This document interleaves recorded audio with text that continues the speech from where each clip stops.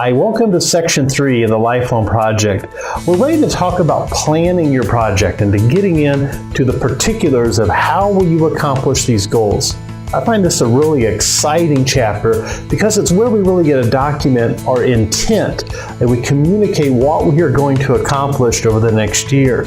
So I hope that you're excited. I hope that you're fired up and ready to go in and really tackle those requirements that we've looked at in the previous section and to begin to decompose those into activities and to begin to map out how will we do that work and when will we do that work. It's exciting to have a vision and a purpose and to know where you're going over the next year. So I hope that you're feeling that excitement that I'm feeling right now, knowing that I have a vision and I'm ready to tackle that and to break that down and to do the work to make those things a reality. And I know you can do this. In this section, we're going to look at creating a project scope. Based on the requirements that you've already established, you've already identified, we'll take those and formulate a project scope.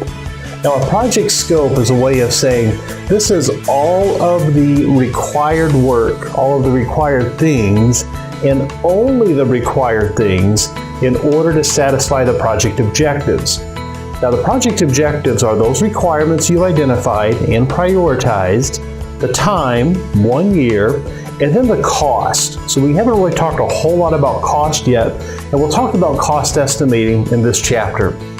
Now, one of the things that's important with cost estimating is that it may not be just a financial cost that you have to pay for. You may have some costs that you have to give up personally, like your time watching TV or going bowling or what have you, that you may have to shift some of that. You're going to have to make some sacrifices that may not be a financial expense, but they might be a personal expense, a personal cost. So be aware of that as we go into this third section. Let's get going.